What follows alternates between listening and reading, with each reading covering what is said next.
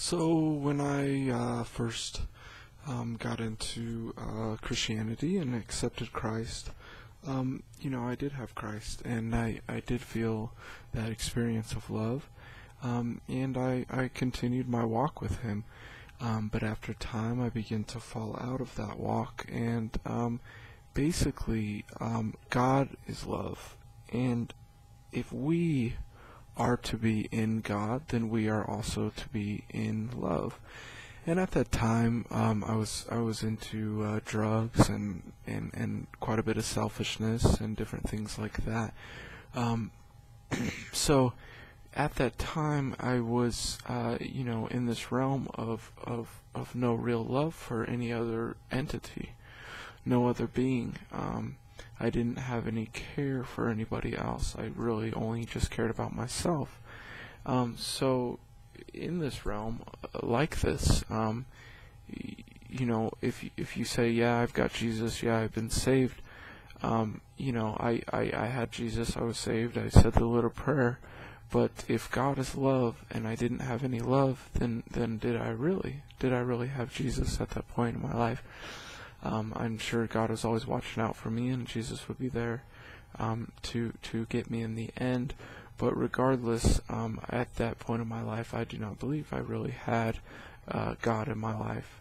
And to go in this walk of love, it all starts from loving God, and it's really simple, the reasoning behind it, because God is obviously the source of everything. For everything to exist, there must be a source of it. Nothing just all exists at once, separate. There must be a source that is creating everything.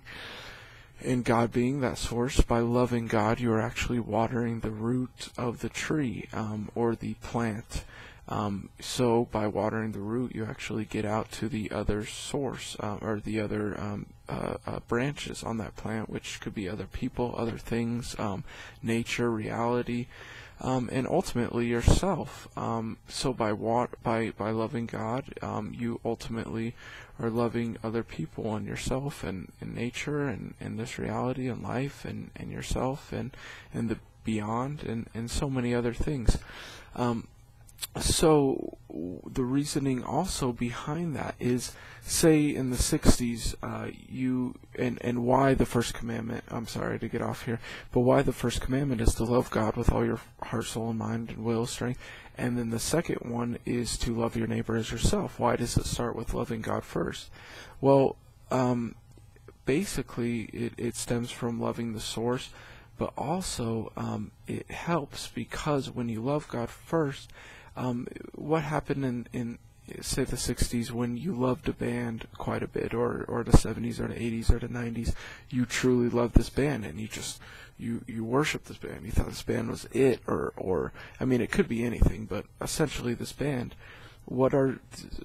How did you start dressing? What were your political views? What were the things that you did? Possibly even, the different substances you put into your body based on how much you cared about this band and really loved them. You began to take on their attributes. So similarly, by loving God, the supreme person, you will also begin to take on his/her attributes, which is a personality of love, patient, kind, goodness, quiet strength, even-tempered, discipline. So all those different things that true love entails for other people.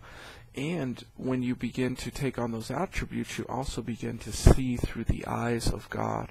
So when you begin to see through the eyes of God, you begin to see the way God looks at you.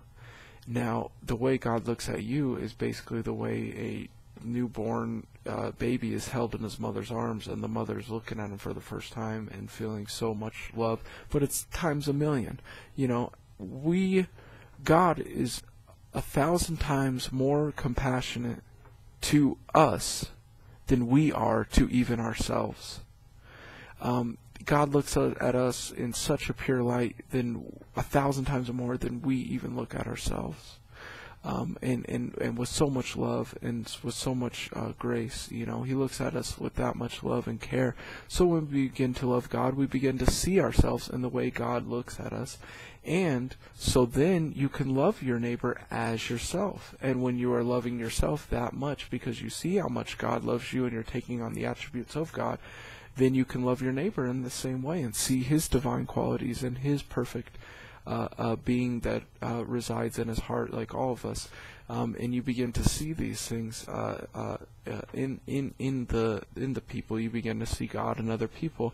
And also, you know, God in His heart, and so it all stems from that loving God, and that's basically the point I'd like to make. But basically, love is the answer to everything. I mean, being in that position and ready to die at that point without having any love in my heart was the most heartbreaking, sad, most painful experience of my life. I would rather have my arm chopped off with a hacksaw than have that pain and feeling come back again of dying and looking at my life. Wow, this is what I represented in here on earth. This is who I was, and it was without love. So God is more compassionate with us, and He keeps us, and He helps us, and He gets us to learn this love.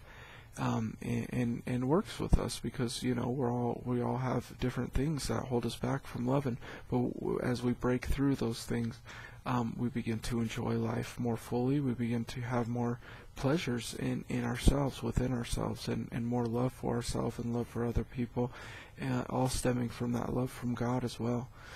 So anyway, thank you very much. Bye.